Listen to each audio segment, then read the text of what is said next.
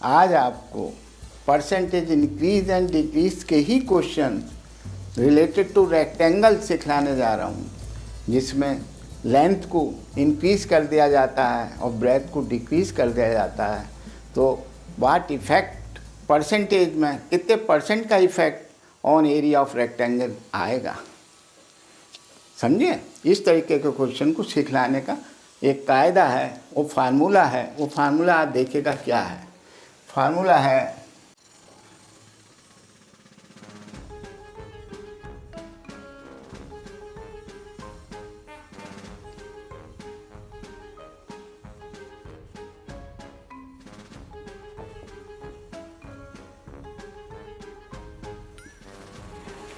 ये मैंने फार्मूला लिखा परसेंटेज चेंजेस का, वेयर एक्स एंड वाई किस चीज़ को रिप्रेजेंट कर रहा है। एक्स रिप्रेजेंट करता है लेंथ को और वाई करता है ब्रेथ को, विड्थ को।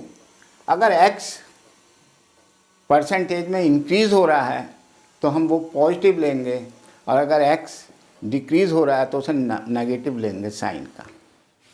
जो भी इनमें से एक्स वाई में इंक्रीज़ हो रहा है उसे एक्स पॉजिटिव लेंगे, और अगर डिक्रीज़ हो रहा है तो वाई लेंगे। नंबर 1। नंबर 2, इसका जो आप फाइनल रिजल्ट निकालेंगे, अगर वो नेगेटिव आएगा तो हम कहेंगे एरिया उसका इतने परसेंट डिक्रीज़ हो रहा है, और अगर इसका आंसर पॉजिटिव आएगा तो हम कहेंगे area of rectangle is increase by इतने परसेंट। ठीक है, समझ गया। चलिए पहला सवाल, if length and breath of the rectangles are increase by 25% and 15%, दोनों इंक्रीज हो रहे हैं, एल बी और बी बी। तो मैं यहाँ लिखूँगा नहीं, कंपटीशन है। कंपटीशन में तो भाई सवाल जितनी जल्दी हो सके उतनी जल्दी करते हैं। तो हमने आपको पहले ही बता दिया कि लेंथ हमारी एक्स है और ब्रेथ हमारी वाई है। तो चलिए सर, दोनों इंक्रीज हो रहे हैं तो मैं दोनों पॉजिटिव लूँगा। पहला क्वेश्चन,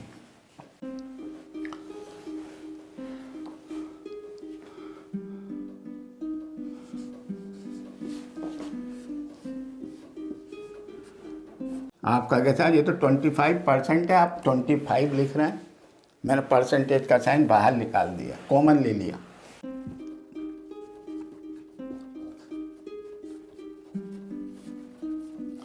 वही ये एकदम रिजल्ट आ गया। ये कंपटीशन में इस तरीके से सॉल्व करे जाते हैं, जितनी जल्दी हो जाए कर दीजिए।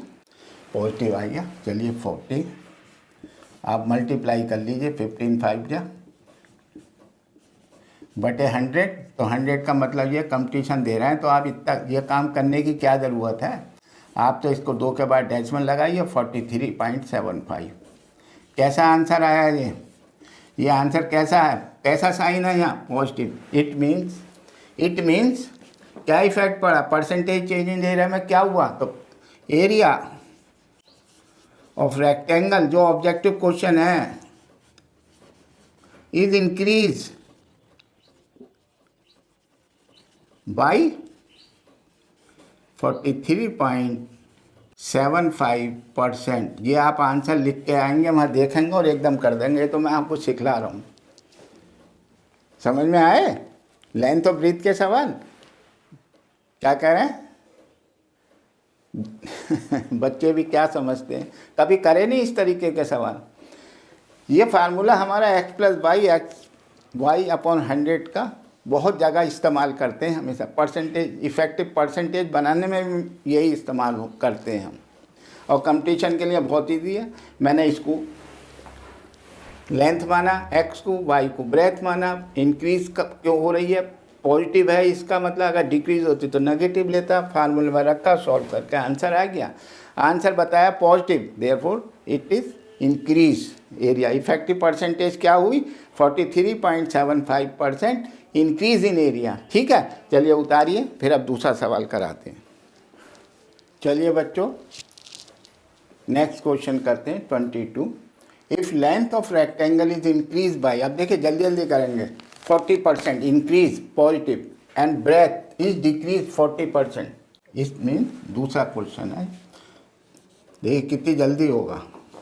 लेंथ 40 इंक्रीज यस, ये decrease yes, plus 40 into -40 divided by 100 formula आपका है, ये बार बार परसेंटेज लिखने की भी ज़रूरत नहीं है क्योंकि आपका तो रिजल्ट परसेंटेज में दे ही रहा है। ठीक है, कट गया 4 4 या 16 माइनस के करा तो ये क्या आया 16 माइनस के 16% रिजल्ट आ गया, मैंने सॉल्व कर दिया। It means area of rectangle is decrease, ये माइनस है, ये शो कर रहा है केवल माइनस साइन, केवल ये शो करता है कि इंक्रीज है डिक्रीज, तो खैर डिक्रीज है। तो area of rectangle is decrease by 16%, ऐसे लिखेंगे, माइनस नहीं, माइनस तो केवल हमको ये शो कर रहा है ये इंक्रीज हो रहा है या डिक्रीज हो रहा है। मैं समझता हूँ सवाल आपको आ गया, बहुत इजी क्वेश्चन है ये करने के, कंपटीशन में ही ये फार्मूले इस्तेमाल होते हैं। ठीक है, समझ में आ गया।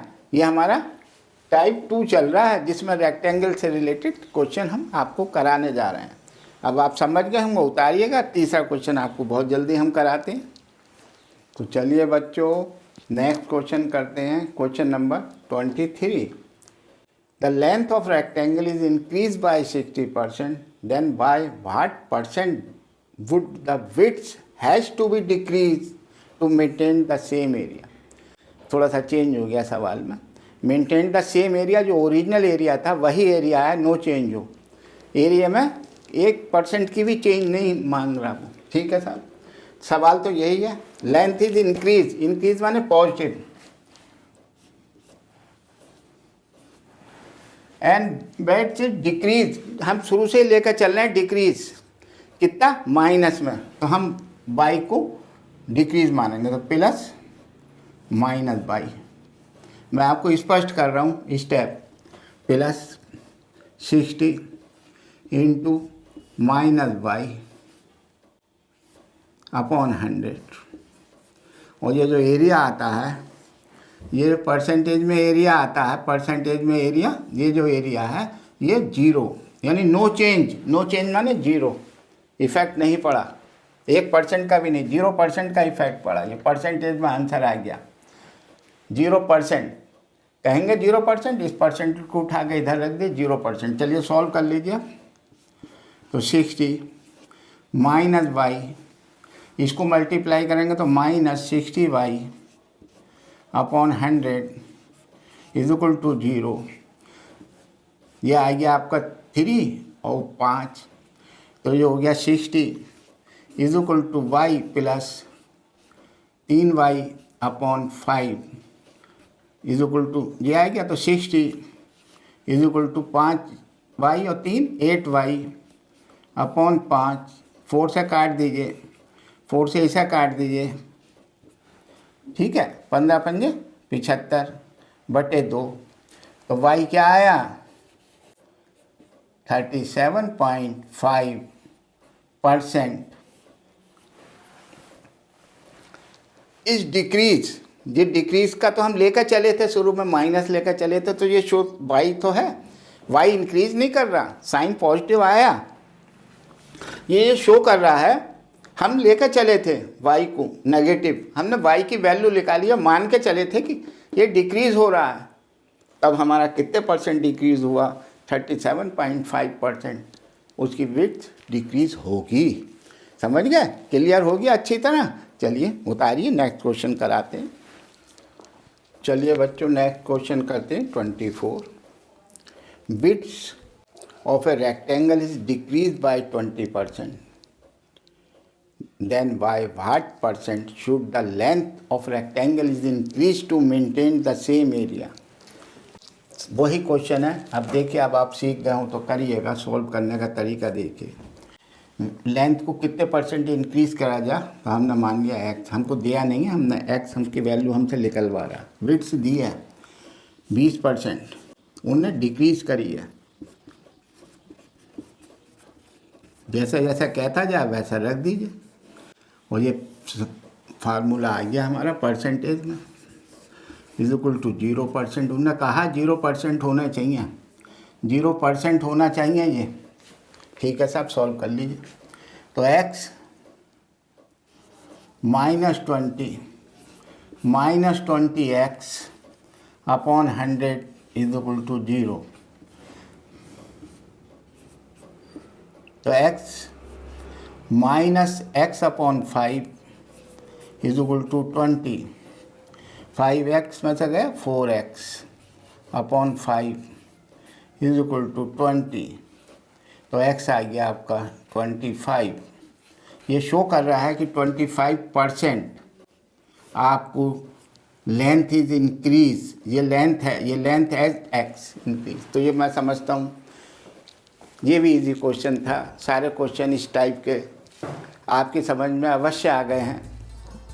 अगर आपको ये टॉपिक रेक्टेंगल की लेंथ एंड ब्रीथ से इंक्रीज एंड डिक्रीज से रिलेटेड अच्छा लगा, पसंद आया, तो आप हमारे चैनल को अवश्य ही लाइक करिए, सब्सक्राइब करिए और शेयर भी कर दीजिए। ठीक है, चलिए अभी और कराएंगे इस तरीके के सवाल, आपको और कराते हैं।